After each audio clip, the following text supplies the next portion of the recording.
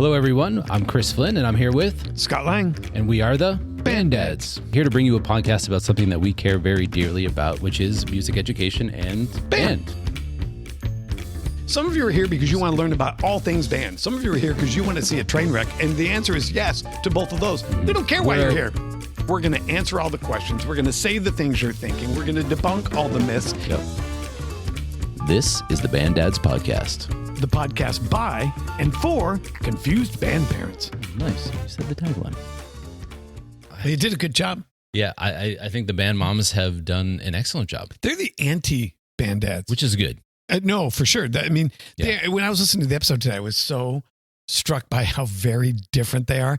And it just made me excited to do a band mom versus band dad episode, which we'll talk about when we tease season 3 versus. Yeah. And I want to win at everything, Chris. I was going to say, so this is, you say versus, it is a competition in some sort.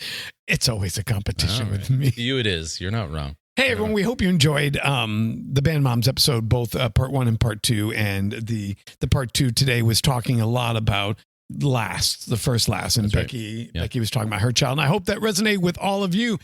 And as true on air as they are in real life, they are the sweetest women ever. Absolutely. And the episode was just touching as hell. Tonight, it's not going to be that episode, Chris. You're not going to start emotional tonight? No? Uh-oh. I'm going to get angry. That's an emotion.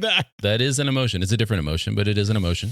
Oh, my goodness. All right, Chris, I think you're fairly well subject. Now, listeners, Chris doesn't know what I'm going to talk about. There are episodes that we prepare jointly, and then there are episodes one of us prepares and catches the other blindside on purpose. This is one of those episodes.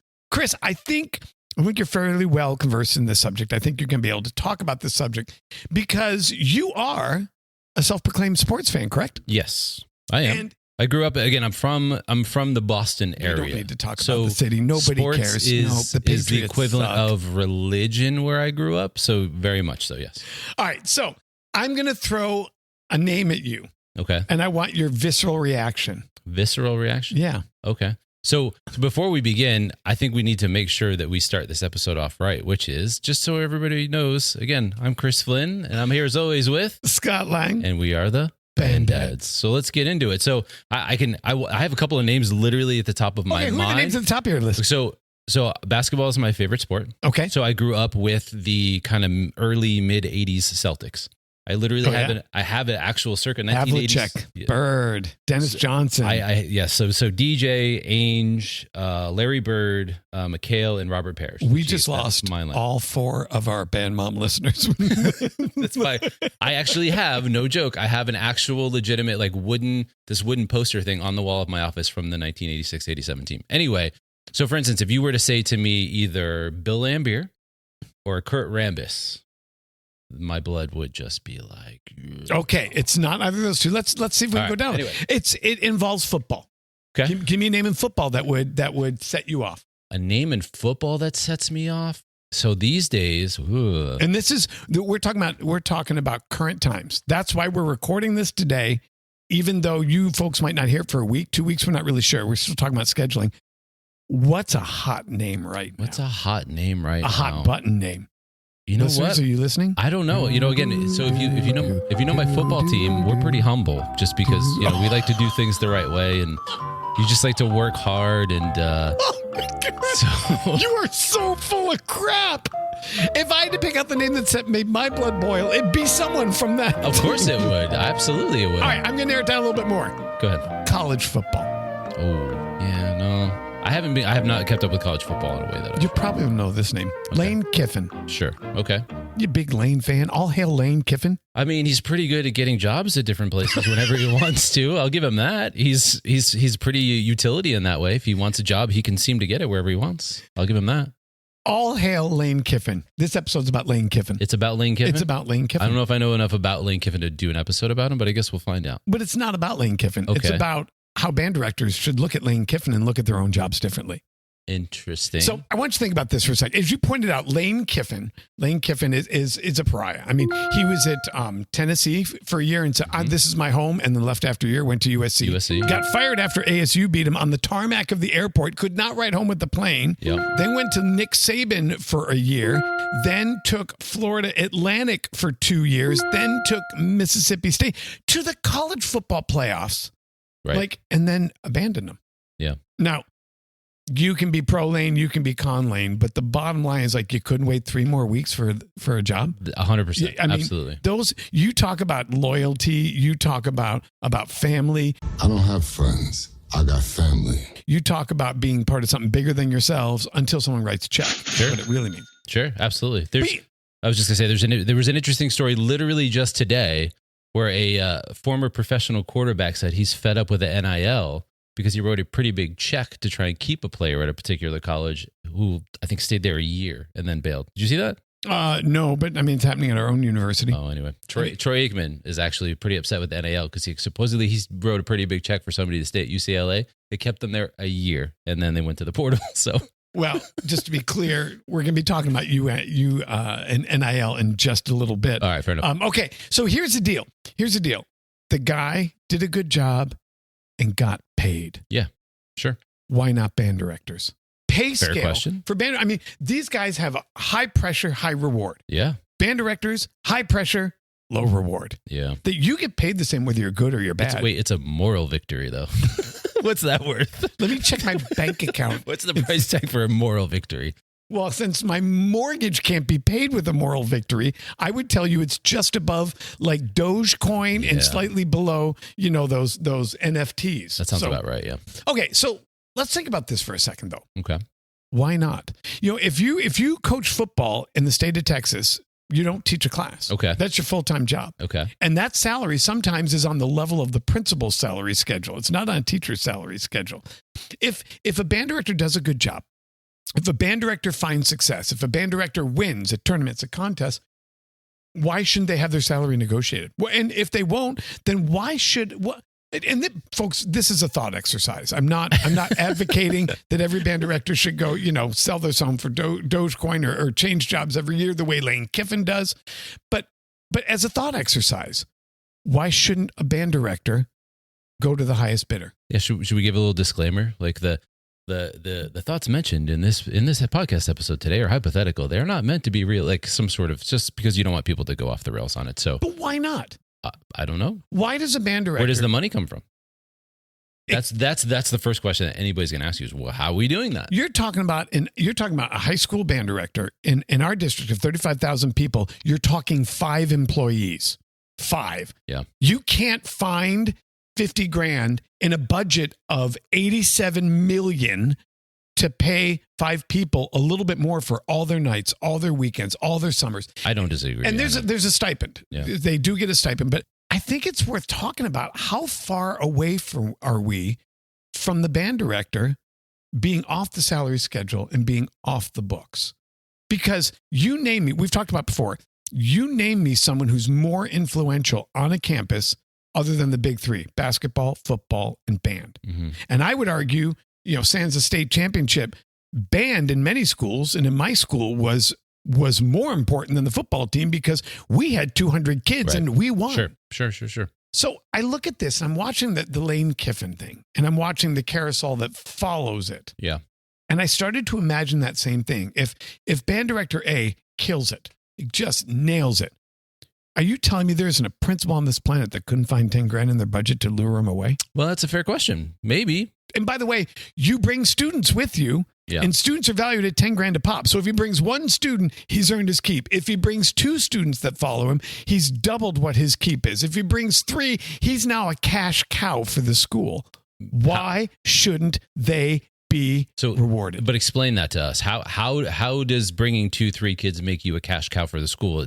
In terms of, there's a per diem funding that you're referencing, or how does that work? Every student that attends a school is in the state of Arizona is worth about $10,000. Now that's on the lower end of the United States. It goes as high as $17,000 in some of the East Coast states, and it drops as low as $9,000 in Mississippi. But Arizona's number 2 at $10,000. Rounding it up, it's really like $9,967. So if your child or my child, if our band director decided they were moving to a school 5 miles away, we would re-enroll at that school tomorrow. And that would be $5,000 to that campus they didn't have if they didn't lure, $10,000 to that campus they wouldn't have if they didn't lure that child. If you liked him so much that you took Ava and your son Lincoln to that school, now him moving has generated $30,000 of revenue to that school that they didn't have before. Gotcha. Why wouldn't a band director go to the highest bidder, and just as Lane Kiffin is taking his staff, taking the best players, why wouldn't that happen in high school? Are we talking about something that we talked about early on as well, which is even your administration has some level of naivety that doesn't really understand the impact. I mean, you yourself said that when you were a band director, your administration basically left you alone and said, "Hey, the kids like you. You're doing a great job," and then pat you on the back and said, "Have a great day." Like, that is true. They did all of that because A, I didn't cause them any problems, and B, I had a ton of success they could brag on. Okay. And so that's a premium. Okay. That's a premium to a principal. You're attracting the right type of kid. You don't cause them any problems, and you make the school look good. Yeah. Like you are worth your weight in gold. Right. You know, and set aside, let's say, salary, because there's complications, there's union negotiations, there's all these things that I'm fully well aware of, but most listeners don't care about. Why wouldn't you offer me an extra prep hour? Why wouldn't you offer me a better band budget? Why wouldn't you offer me a better teaching schedule? Why wouldn't you offer me a better facility upgrade? Why wouldn't you offer me an administrative assistant?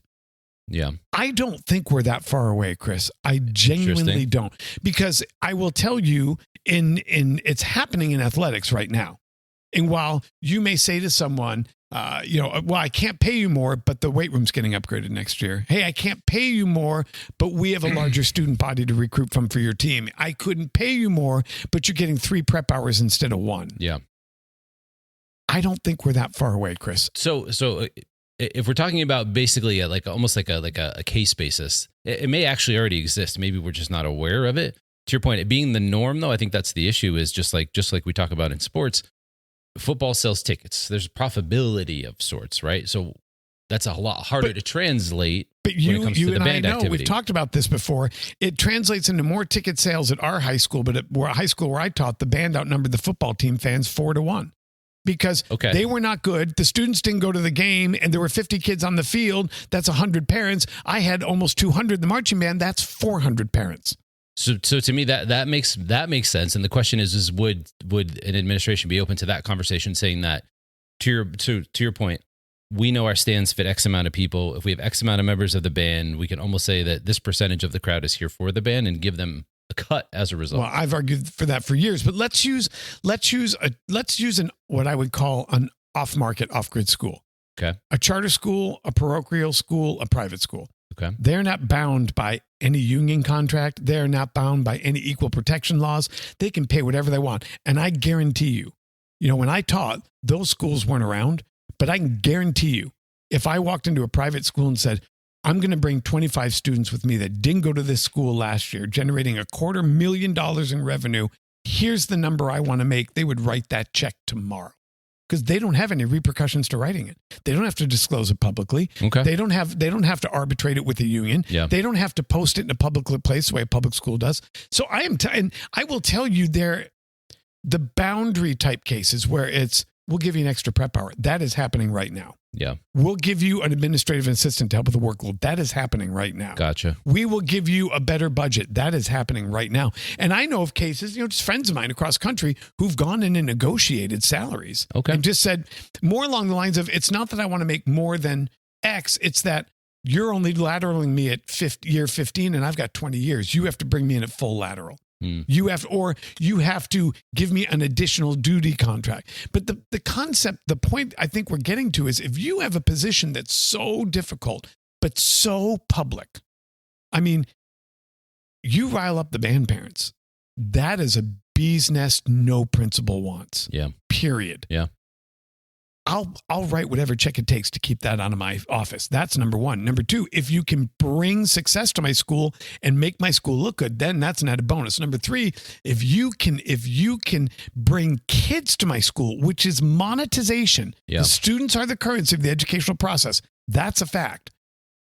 Why is this not happening? And it's gonna happen. Yeah, no. So it's a fair question. Now, do we also have to take in consideration, if you bring in more kids, it requires more staff. So some of that money that you're talking about, rather than just paying that individual director, may have to be allotted to somebody else. Meaning, like, again, for the example of our own school, our band, even though the high schools around us have very similar enrollment size, our band and our marching band is twice the size of everybody else's, which just speaks to how great a program we have. But that also means we need an assistant director, where the other schools don't get one. So rather than... They do. What do you mean they do?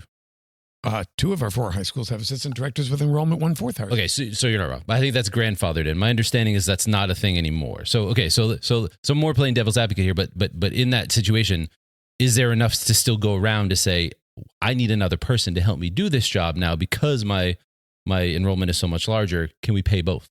Absolutely. I mean, you're talking about a district that employs, Chandler probably employs 2,500 to 3,000 certified staff, teachers. Okay. You think 4 people are going to put a dent in that budget? I don't know. I don't know where that budget goes now. So I have no idea. Well, we have 17 associate superintendents, so that should give you a healthy idea of where it goes. But that's a conversation for another day. Right. I think it's coming, Chris. And now I want you to take the Lane Kiffin model for a second. Yeah. Because when I left my school, I became an administrator. I was a teacher for 10 years. I got promoted to administration. I did not enjoy that and knew within a year I was gone. I was going to leave education. And then an opening came up at a sister school in the same district. And they said, my superintendent said, would you transfer? And I said, yes. And my existing principal said, what would it take to keep you? Oh, okay. Because the band enrollment dropped by 30% the very first year after I left. And Gotcha. then it dropped another 20 after that. Gotcha. What would it take to keep you? Yeah. 2 thoughts come to mind. The first one, which is you mentioned maybe a charter school being the example of somebody who could step outside that box maybe a little more easily. Yeah, for sure. That scares the crap out of me, only because I feel like that's already an issue that we have in our state. 100%. Is the way that funding works in the state of Arizona really does kind of inhibit public schools already, let alone the fact that they may get the advantage of starting to pull that staff away from the public schools and then take away from those programs as well. But so it scares me, not that I don't think it's possible or wrong, but it scares me that it does actually seem, I guess realistic. I'm going to call it likely. Okay, fair enough. So here, think about, and the reason I use the Lane Kiffin example is because he's equally sought after as he is reviled. Mm-hmm. But take that same Lane Kiffin example, and the first thing he did after he got hired, he took his staff. Okay. So now we're not just talking about a band director leaving. Yeah. We're talking about the drum tech. We're talking about the Absolutely. color guard tech. We're talking about the drill writer. We're talking about the arranger. And then you're talking about the very next thing. The reason Mississippi State said, Lane Kiffin, you will not coach in this bowl game is because if he's employed by another university, it's impermissible contact to talk to those players and recruit them to LSU. Right. And so if I'm a band director and I'm highly successful and I'm struggling with funding for my instruments, support, an assistant director, new uniforms, class schedule, class load, whatever it is, there isn't a principal on the planet that wouldn't figure out a way to make it a better situation for you as a parent, as a teacher, as a person, as a professional, if it meant you could bring revenue to their direction and you could bring successful staff and that you could keep problems off their radar and solve a problem they have, which is they don't have a successful fine arts program. Yeah, no, that's true. But so the second point that I was thinking of as a result of this conversation so far is, do you probably have to change the mindset of the band directors themselves to want to pursue this? Meaning that you crack open that box, almost any teacher who has to provide for a family would jump. Because you mentioned you don't want to kind of shake the bee's nest when it comes to the band parents. That's fine, but in the same way, I think even myself as a band parent thinking about our own program, there are times where maybe I would like to go say something to my administration, but I don't want to cause a problem for my director either, right? So out of respect to him, because of his personality, may not be that type that is sharky as you're talking about. Okay. So you need those individuals to want that same thing. These band directors need to be able to see the blood in the water to recognize my value. They need to see their own value to understand. Once that box is opened, it will be Pandora's box within 2 years. So we just need somebody to. It just simply becomes this. Okay, you're the principal, I'm the band director. Hey, I've received an offer for less of a course load. I'll have an assistant, and I'm getting a $5,000 bump. Can you match it? Yes or no? Gotcha. Answer me yes or no. No, I can't. It's been great working with you. I really appreciate it. Yeah. Now the next guy's coming in. Right. And he's going, my existing principal offered me $10,000 to stay. So you're going to have to meet that offer. Gotcha. Otherwise, you looked at LSU swore we will never do a 10-year contract again. They gave Lane Kiffin 8 years. Why? He wasn't going to leave for anything less. He's in control of the situation. Yeah. Listen, this is no diss to a math teacher, to a science teacher, to a history teacher. I don't think any self-respecting math, high school, science, history teacher would tell you they work anywhere close as hard as a band director. And yet they get paid the same. Yeah. Maybe more if they've been in service at the school more. Right. It's so you're not rewarded for excellence. And schools talk about excellence in education. Bullpucky. Yeah. Yet that those are just 3 words you like to use. Right. Because if you really valued it, you would reward it. We want the best teachers in front of our kids. Bullcrap. Yeah, I don't disagree with what you're saying. Yeah. And so I know. I think we're heading for this scenario. So what you're saying makes sense. So we just need that first domino to fall. Correct. Right? Once that first domino falls. And because we live in a state, like many states of the listeners here, that is highly populated by charter schools and private schools that aren't governed by salary structure. That could be the way it happens. It's a question of time. Yeah. It is a question of time. And I'm gonna argue for thought's sake, it should have happened 20 years ago. Okay. Well. A band director should not be making what an English teacher makes, period. I'm sorry. Yeah. A band director should not be making what a PE teacher makes. And if the football coach ain't teaching any classes, but just coaching football, then the band director shouldn't be teaching band classes. He should be coaching the marching band. Yeah. Now you raise a fair point, because just in the same way that we talked about some of the disadvantages of the role, like having your scores announced publicly constantly, whatever it is, but that also gives you more prominence, right? To your point, the math teacher stays in the math classroom and does things in the classroom and doesn't really reach outside of that a whole lot. Whereas to your point, the band director's literally not only touching the programs across the state, different places in the country, you know what I mean? Like their prominence is on a different level. And a math teacher is guaranteed enrollment next year, no matter what. That's fair. Yeah, I mean, I'm going to get 150 the school kids. Tells I can be a horrible teacher and still getting 150 kids. I can be a great teacher and still getting 150 kids. Right. And so, you know, I have to think that in this private charter school, parochial school environment, we are not 2 years away from it being an open free market for teachers. And on one hand, I'm going to give you the other hand in a minute, I would argue it should be.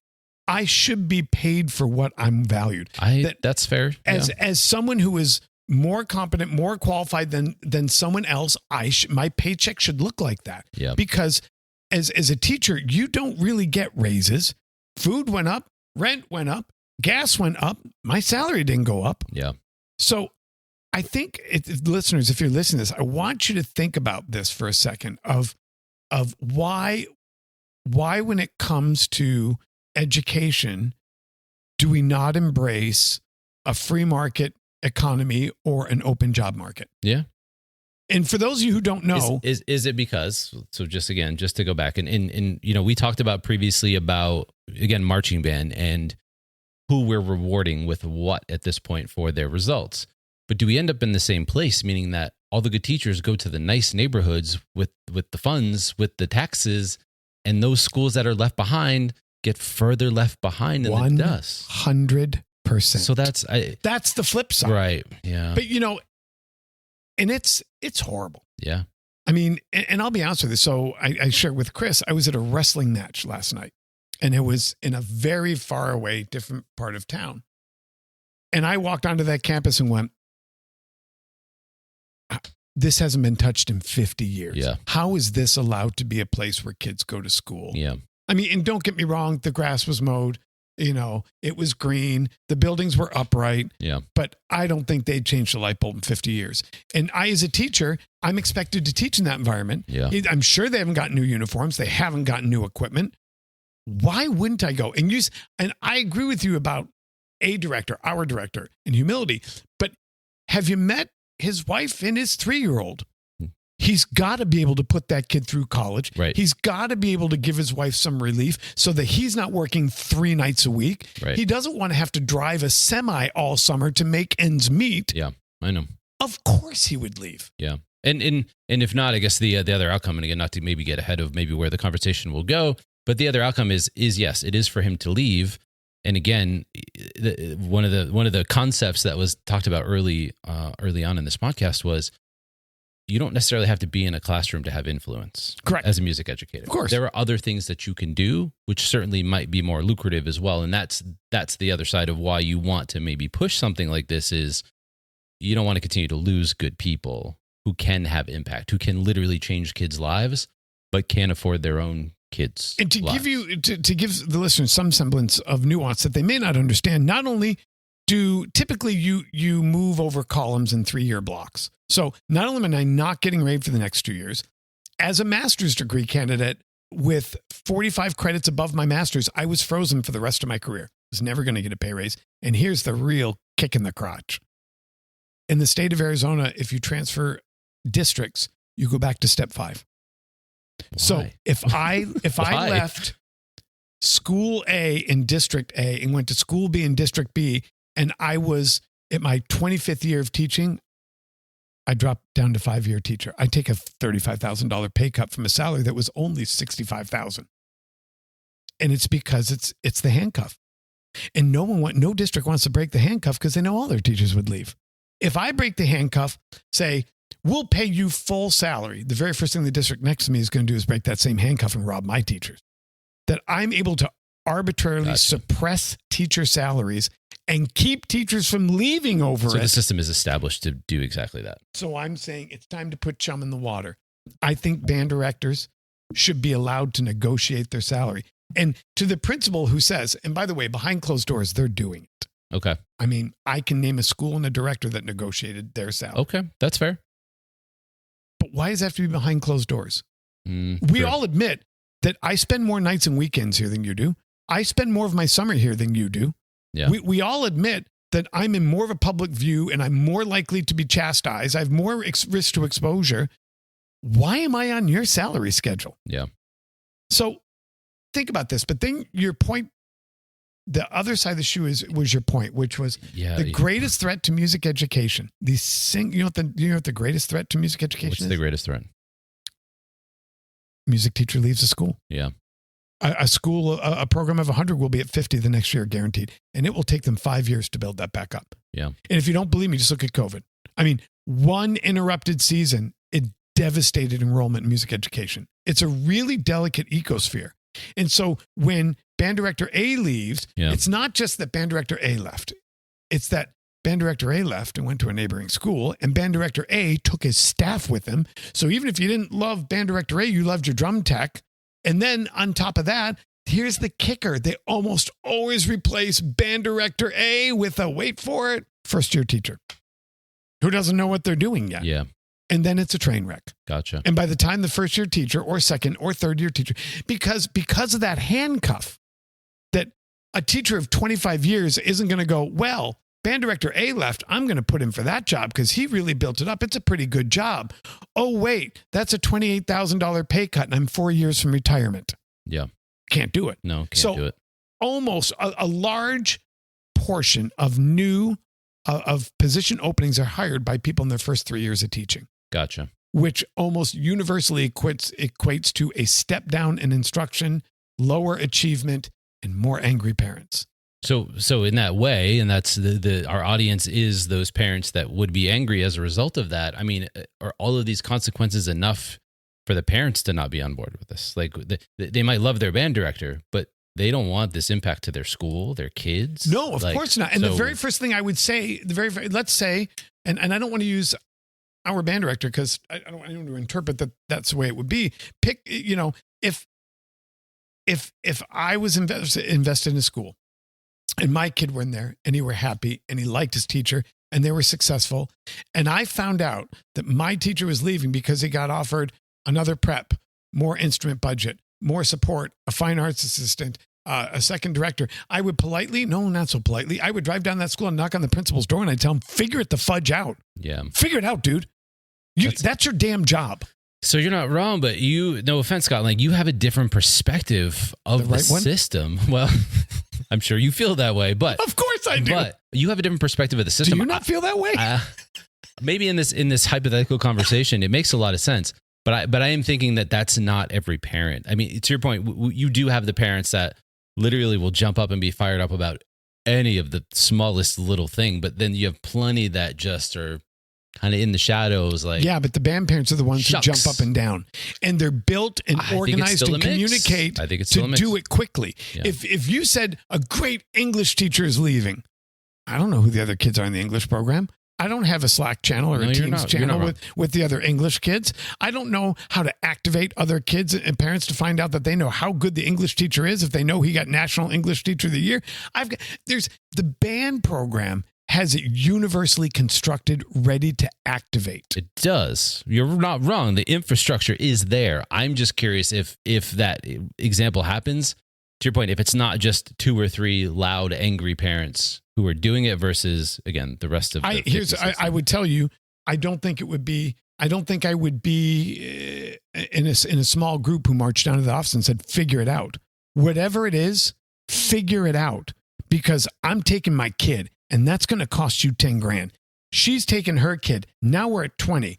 Those 4 people are taking their kid. Okay. Now you're at 70,000. So figure it the fudge out. So you're not wrong. So if they can quantify it in that way, but in the same way, the band moms just talked about, 20% of the parents show up. Well, there's a lot of other parents that don't. So I guess that's the question is do we think we could, this is all hypothetical, but I'm wondering if you really could mobilize those people that quickly. And I think it depends on the school, the passion for the program. If the band director is leaving, it's because he's successful. And if he's successful, the band parents are activated.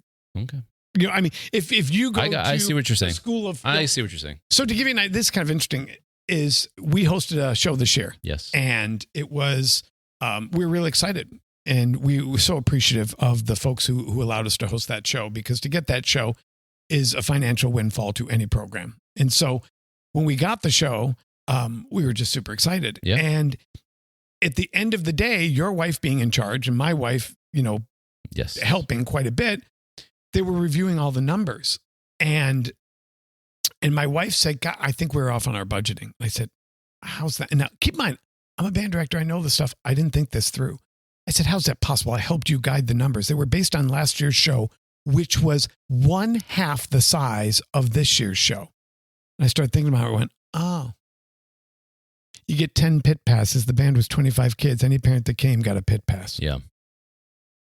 10 parents aren't going to. It's different rules. Yeah. No, it's not about the show. My point is that program can't get 50 parents to get activated. No. I see what you're saying. Yeah. No, but in the same way we talk about, you got to know the scorecard. It's the same way. You got to know the nuances of all the things involved. And you're right. Having a home show is a game changer. Oh, for a school like us. Absolutely. So thank goodness. Yeah. People like AZMBA recognize that we are worthy of doing that, and that we have people like my wife and your wife who are willing to spend the hours and hours and hours putting it together and going through that process. So, so there's that principle, looking at what Miles brings to that school. But you need that. So you're not wrong, but I didn't see the principle there.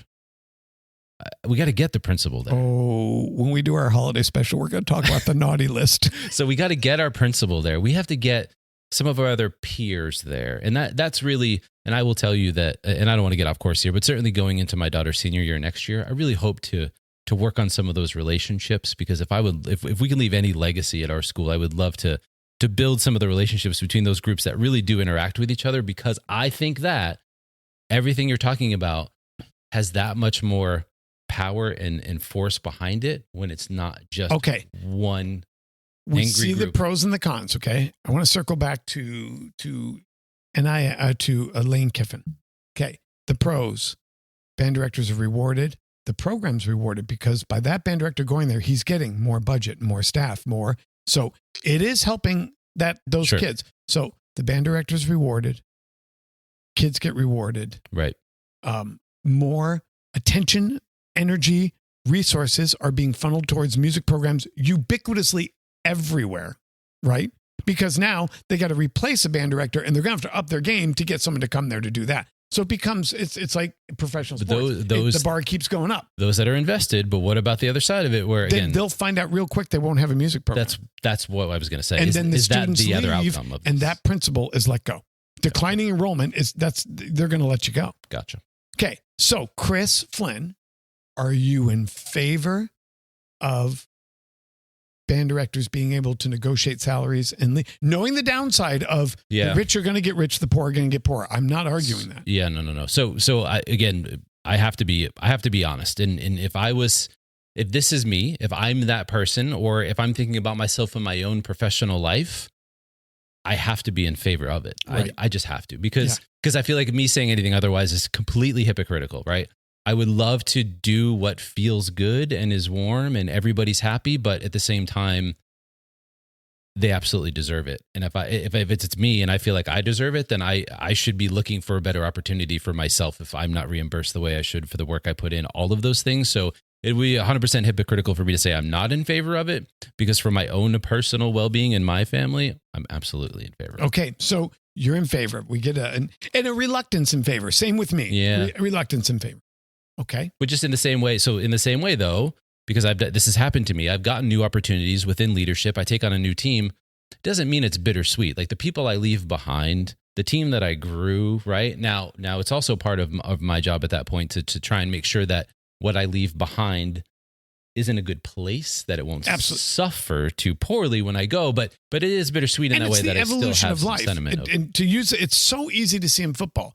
Lane Kiffin leaves Mississippi State. Well, his assistant gets that job. Right. And then someone at a smaller school is going to get the coordinator position at Mississippi State. And then someone will fill the smaller schools. It swims downstream. And it would do the same thing with band directing. The pool's not as deep and the resources aren't as deep, but it would give younger teachers an opportunity. Which maybe is an unsung part of this that maybe people wouldn't think about. So if it creates opportunity as well. If you're in favor of free market music teachers, then you're in favor of NIL money for kids and marching band. And I don't mean every kid. I mean, I want to buy kids. Brother, I mean, we say it that way. Yeah. But you love to find a way to say things that just turns me off. I don't know what it is. This is why we're better than me saying things that turn you on. No, that's why we're in a loveless relationship, friend. Because you say all these things that make me cringe and like, ugh. Because here's the thing, I started thinking about this today. And I was thinking about, and folks, please understand this is a thought exercise and no one's talking about buying children. But think about this. Now more than ever, it makes sense. So I'm Director A. I'm going to a new school. Okay. I'm going to bring my staff. What's the value of a center snare? What's the value of a soloist? Because I'm telling you right now, man. I mean, you think about the shows that you watched this year, and you know what they all had in common? They all had multiple all-state level soloists. I'm telling you right now that if we add a second, I'm going to even get gutsy here, a third all-state soloist to our show, we jump 5 spots. What's that worth? Man, so you raised a good point. And again, you have to be you really do have to be bought into the competitive side of this, I guess, to really want to pursue this in that way. But to your point, there could be a kid who's right now third snare on one of these competitive groups that's very capable of leading a group that could see his opportunity and go somewhere else and probably deserves it. I mean, why not? Why not give the kid the chance that he deserves? I mean, so in theory, the boosters could pay that person. They could set up, you get a free instrument, you get free equipment. We'll pay for your private lessons if you come to this school. You take that NIL and you could do just cash, but you treat it the way you treat a band director. I'll make your life better. I'll give you an additional prep hour. I'll give you an assistant. You tell that person, we'll pay for your private lessons. We'll make your schedule so that you get to go home at noon. But the bottom line is, if you can find a way to remunerate and reward 2 to 5 people, you can change a marching band program. What? Remunerate? Remunerate. You're going to have to tell the audience what that means. I don't know what that means. Compensate them. Gotcha. Yeah, give them more cash. Gotcha. But I'm telling you, and I loved our show. It's not, but I'm telling you, add 2 all-state soloists to our show, we jump 4 spots. What's that worth? Yeah, no, you're not wrong. And I can also see, and I don't know if this is necessarily the same everywhere, because again, we've talked about some of the different organizations that exist in Texas, for example, that sets rules for marching bands and all that. And we don't necessarily have it here. So we are very much in a place where our competitive scene could probably benefit from something like this, because we could break up any type of dynasty, let's call it. Well, no, it adds to the dynasty. I don't know that it does. No, because let me tell you why. I don't know that Take it does. money out of it. There are places. You pick any of the top 12 bands, bands of America. Understand? Yeah. There's not a good marching band program within 10 miles of them. You know why? Every kid goes there. Doesn't matter where they're zoned. Yeah. If you like music, you're going there because you want to be at Grand Nationals. You want to be a state champion. You want to win. So it's not a financial remuneration, but it is a compensation. You're going to get a state championship medal. You're going to get an experience you're not going to get somewhere else. You're going to get taught by a better staff. You're going to have better equipment. We're going to have a better field to rehearse on. That's no different than someone saying, come to this university. We have better training table. We have better coaches. We have better facilities. We're going to feed you better at every meal. It's no different. They just don't come out and say it. I mean, imagine, I don't want to pick one out because a lot of them are my clients. Pick a favorite program. I don't know that I have a favorite program, but a good marching band. Pick one. Let's go with the marching band that people felt like deserved better results this year in Flower Mound. Okay, Flower Mound. Ooh, you picked a hard one there. You know why? Why? Number 1 and number 5 are their sister schools. Flower Mound is located in between Hebron and Marcus. Gotcha. And so wherever you go in the Louisville Independent School District, you're getting a Grand National Champion experience. Yeah, that's fair. But when you look at my son's other sport, wrestling, we are zoned for a school, Hamilton High School. You know who their wrestling coach is? Oh, yeah, Anthony. It's Anthony Robles from the movie. Yes. From the movie Unstoppable. Yeah. Uh-huh. Well, they've got 4 times the amount of kids on that wrestling squad because he's Anthony Robles. That's fair. Same thing happens in music. Same thing happens in football. How many kids play for our Basha football team that aren't zoned for Basha? It's self-recruiting. So think about it. So I was thinking about this. It hurts to say out loud, if I could coerce 3 All-State players to move to my program, if I could coerce an All-State drum set player, an All-State lead trumpet player, and maybe either an All-State oboe or All-State first clarinet, I could transform my concert bands, my jazz bands, and my marching band. Yeah, absolutely true. We're doing it now. I mean, think about this. Like, our drumline is sponsored by Vader, right? Yeah. That's NIL. I don't want. I was going to say something, but I won't say so much. That's NIL. They give us a break. Right, Sponsorship is a stretch. I feel like the top 12 programs are getting sponsored. Yeah. They're getting equipment. They're getting recording equipment. They're getting in exchange for a logo on the truck. And that's NIL. Yeah. Now, it's not directly going to the kids, but we know what's happening in high school sports. Yep. How long is it? If it's not that far off that band directors are poached like head coaches and treated like head coaches with multi-year contracts. Sure. And listen, is you're coming to my school, I'll give you a $5,000 upgrade, but it's part of that contract. If you make state finals, it's another 10. If you win a state marching band championship, it's another 20. If you place at Grand Nationals, an incentive laden contract. Yeah. If that is something you can see coming, then you have to know NIL money for high school musicians is not that far Here's away. the thing. Like, I think that, I think the idea of it sounds kind of gross on the surface. It's icky. But at the same time, as hard as those kids work, like, so the other side I see of this is, because I do have kids in band and I have kids not in band. The kids that are not in band have an opportunity to have employment.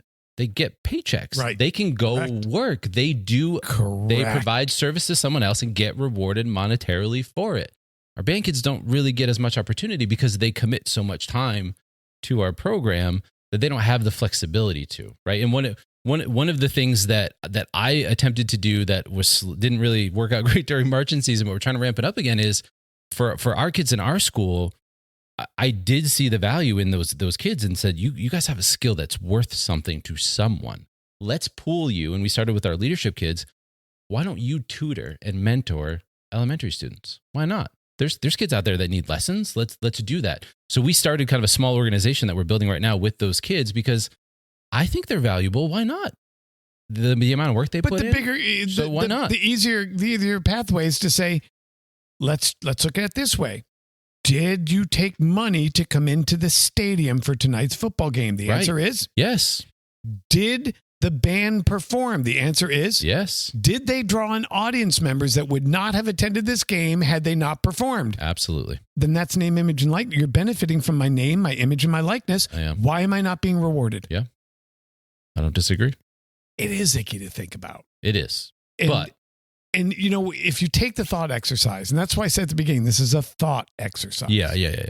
Underneath that thought exercise are some actual really serious questions. Yeah. Why do we treat band directors the same as we treat first-year English teachers? Why do we not give them the ability to control their own destiny? Why do we not give principals the ability to have the flexibility to determine what they pay their employees?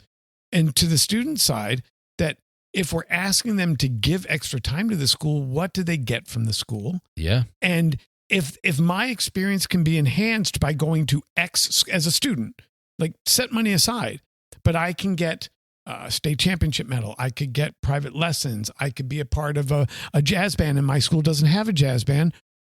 Why would we look down upon that? And then if you take it to the monetization level of if I took it to a booster meeting and said, I need the boosters to approve $2,000 to pay Sally Smith to come here and be our flute soloist for next year, there'd probably be some pretty hard conversations. Sure. But if I said, Sally Smith is coming and she's going to have a huge flute solo in our show, and she's going to play flute in our wind ensemble, and she's going to play flute in our jazz band, but she can't afford a good instrument, and she's not going to sound good at the marching band show. Would the boosters buy a flute? I think they would do it in a heartbeat. Yeah. So, but is there a way? This is a thought exercise anyway. Is there a way to be creative with it that makes it feel less icky, right? Meaning that, so potentially, if you have a kid who's in band who pursues it, spend a lot of time doing it, it does create some opportunity for them in secondary education, potentially, if they want to continue to pursue music. There's maybe some things there that you could say that about college sports. There's a chance for you to make money in the NFL. You're not wrong. But what I'm saying is, does it feel less icky to say, rather than just literally paying the kid cash, again, we start a scholarship in there. It's almost like what's the college savings account for kids that I can't remember. They can't touch till they're 18 and go to school. Oh, 529. 529. What if it goes into a 529? Yeah, I think there's something like that. That's at least a little more less icky. That says you're earning something. Listen, that will give you a reward. I think college kids, to give you an idea, I think college kids should be rewarded for their name, image, and likeness, because the university is making money off them. Period. Yeah. Now, I do think there should be a hard cap on it. And I do think, much like the NFL, there should be a salary cap for the team. Yeah. So our quarterback just left, took us to the college football playoff, made $3.1 million at 20 years old to play for us. He just entered the portal because they think LSU's going to offer him $7 million. Gotcha. He's going to make more in college than he will as a pro. This is out there happening. That's true. And at some point, you got to put some guardrails on this. Yeah. And you do. College sports is not known for being good with guardrails. But my point is, in the high school genre, you could put no cash payments. Yeah. You could say, here are the following 5 acceptable forms: a new instrument, free private lessons, 529, whatever it is. Right. And I don't think you would have people really skirting the rules, because band directors and band parents aren't wired that way. Yeah. But the school is profiting from them. The school is benefiting from them. The school is generating revenue, and parents want their group to be better than they were before. And it's already philosophically happening with programs that are super successul. Yeah. Because they can say, well, we have a better private lesson staff. We have a better instructional staff. You're going to travel as a part of being in our group. Right. They're already being rewarded to go to specific schools. Yeah. This would just be formalizing it. Gotcha. Which, you talked about earlier, having the infrastructure to make things happen. And if there's a good program on the campus to do it, it's definitely the band program. And I think you could tell me if I'm wrong, but certainly I think some of the structure you see too in the booster organizations may be able to interpret some of what you're talking about fairly easily as well. Like for instance, with our own district, there is an overarching booster organization that oversees to help implement consistency among the branches of other boosters. If you've already got that in place, then it may not be as hard as people think to maybe institute what you're talking about. So as we bring a close to this thought exercise episode, as you want to call it, I want you, the listener, to tell us what you think we should do. Tell us, do you think there should be free agency in band directing, knowing the ups and the downsides and what's already happening? Do you believe in NIL money, and how would you structure it in a way that is fair and equitable and doesn't make the rich get richer and the poor get poorer? What would you do? And again, this is a thought exercise. We are not advocating for this, but I'll tell you, I'm not advocating for it. Yeah. I just think it's something that we should talk about out loud before it happens, and we can't control it. Yeah, I think that's a fair point. And we may remember this date, and whatever the published date of this episode is, people may go, shoot, Scott Lang was right. Look at that. That'll be a first time for that. Okay. Folks, we thank you for joining us. Chris Flynn, tell them how they get a hold of us as always. And folks, stop what you're doing right now while you're fired up and mad at me, or you're agreeing with me and nodding your head and going, yes, Scott, I deserve a pay raise, damn it. Right now, stop and either email us the way Chris tells you to, or post on our fan wall. Chris, the two best ways to send feedback to us is first via email. So send us an email, feedback@banddadspodcast.com.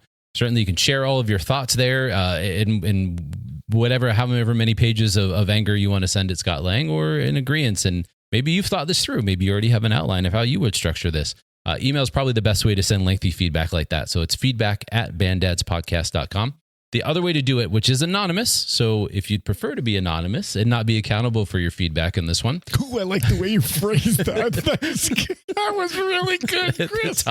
If you want to be a chicken, you know what, then you can do it this way, but we are not going to read it or regard your feedback with any depth of value. Go ahead and tell them how they do that. We're equal opportunity here. At the top of the episode description, whatever platform you listen to us on, there's a link that says send us a text. If you do, that will open up a dialog box. It really is best done through your cell phone, because what it does is it opens your messaging app. Oh, Riley's jumping. Riley's got something to say. You could send us a text by clicking on that link, open the messaging app on your phone, and you can send us a message that way. Again, it'll come to us anonymously. It comes through our website. If you go to our website, there's a section called fan mail. If you click on that fan mail, that's the feedback that we've received via that method. That's where that goes. For the most part, we post it. Yeah, we may filter it a little bit just for the sake of moderation. If you mention names of schools or names of teachers, we filter that stuff. But please continue to find us on all of our other channels via social media. So find us on Instagram, the Band Dads Podcast on Instagram, the Band Dads Pod on TikTok, where we have a pretty strong following and we get a lot of good conversations there. We got stuff going on Facebook as well. The Band Dads are on Facebook. And one of the things that we're hoping to bring to you in the near future is more live content via a couple of different means. Don't tease season 3 yet. We're recording that later. It may not just be season 3. There may be some other fun things that even I help supplement in some of those areas. So if you're not with us on YouTube, get with us on YouTube, so that way you don't miss it there. We also I've also established a Twitch channel. So for those of you that are of Chris didn't have enough to my do. appropriate age, we do have a channel on Twitch now. Just literally search all one word. If you go to Twitch, search the Band Dads. That's it. Search the Band Dads on Twitch. Follow the channel for now. There may be some stuff that happens over the coming weeks where I just pop in, maybe do some gaming with my kids, and just try and further the extension of our community via a little different means. So follow us on Twitch as well. And yeah, I think this is a really good conversation, and I think it is something that I think Scott's right. I think it seems hypothetical, but maybe it's more realistic than you think. I think so. Yeah. I'm Scott Lang. He's Chris Flynn. And we're the Band Dads. Thanks, folks.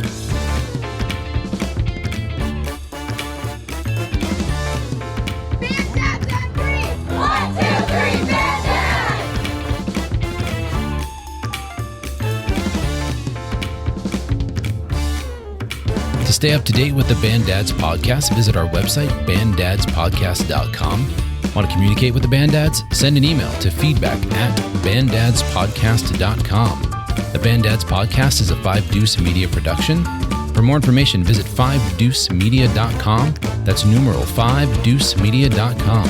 For more information on Scott Lang leadership and solutions for music education, visit scottlang.net.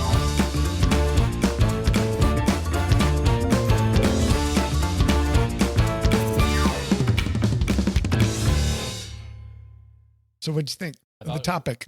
I think it's a great topic. And it's one of those things that it's almost so obvious. It seems odd that we haven't breached the subject before. Now, granted, I mean, I guess we're still less than 12 months into our conversations, but why not? But again, I guess my initial thought, and this is kind of what I was expressing earlier, is I think it depends on the personality of the band director. I think the band director has to be the one to push the issue, to want to pursue this. And if they do, to your point, the dominoes may fall. I totally agree. And I would agree it's not in our band director's persona, but to do what he'd need to do for his family, I think he'd absolutely do. I can't speak to whether he would or he wouldn't, but I think he would. Right. And I think it's about codifying what we already know, which is that a band director is worth it. I don't think there's a principal that would ever argue that, but but they would just pay it lip service. I'm asking you to codify it. And if you say, well, I can't touch the salary structure. And here's this. So when I left teaching, I gave my principal a friendly ultimatum. I left teaching. So I went and started what I'm doing now for a year. And I loved my principal, Frank Marizio. Great guy. Yeah. And we would go back and forth almost like it's you and I. Yeah. And staff members would be like, you're so disrespectful to Frank. And Frank's like, he's my favorite person to talk to. Because we would just go at each other. Yeah. And after a year, he approached me and he said, I want you to come back. Oh. The guy we hired, he's only going to do a year. I want you to come back. And I said, okay, here's what it'll take. And I had 3 conditions. One was, I'm going to change the rehearsal schedule. Okay. And because I can't be here this much, but I've already thought through and I can do it without impacting any sports teams. He's like, then do it. I said, number 2, no more away games. I said, I'm not doing 13 Friday nights in a row anymore. Gotcha. And he was like, well, I will do our rival school. Okay. I'll grant. And he's like, okay. For big games. Okay. He goes, you'll come back. I go, yes. I said, and he said, what's the third condition? I said, I needed to make $60,000 a year. Yeah. And he said, give me a week and let me come back to you. Let me work on this. He really wanted me to come back to the classroom. Called me a week. He goes, come back in. I think I got it. And I'm like, no way. And $60,000 is not getting rich. Not at all. I mean, not at all. It was, we were going to have our first child and we could scrape by and bring Leah home. That was how I came up with the number. It wasn't like I'm worth more. It was, we don't want to take our kid to daycare. We don't make enough to take our kid to daycare. Right. And he came and he goes, okay, I got it. So you're going to do what you do. Plus you're going to be the student council sponsor and And I was like, whoa. All these conditions. Yeah. But the point was, he was willing to negotiate my salary just in a different way. Gotcha. Like, I can give you a ton of stipends if you'll take on some roles. Gotcha. And I'm like, no, the whole point of this was to work less. Right. So I do think we're heading this direction. And if we don't, charter schools and private schools will take us there. Because if I say to a charter school principal, I'll start you a band program and we'll attract kids to this school, they would pay me whatever I wanted. Yeah. Not me, Scott Lang, but any good band teacher. Yeah. Because they're looking for a way to attract kids. Yeah. They see the bottom line of it. Yeah. Every kid's $10,000. So yeah, I don't know what administrators, I don't know if we have any administrators that listen to the show, but God, if there is of public schools, let that be a call to action, please. Like, I don't want to see our public schools suffer any more than they already have. No, be there for your programs, like support them and give them what they need. Music programs, I don't understand this. And now we're into, by the way, I'm sure this is an Easter egg at this point. Chris likes to hide I don't know where this is going. But if you're with us, here's the thing. We have a problem, I think, across all our country where people are leaving for charter schools and private schools. Yeah. Because the state is willing to subsidize them now. Yeah. In Arizona, it's dollar for dollar. It's actually financially beneficial to be a charter school because you're not required to do ADA, you're not required to do busing, you're not required to do free. It's actually more profitable to be a charter school. Yeah. But if you set that aside, if I were a public school principal, there's a highly successful charter school 2 miles down the road.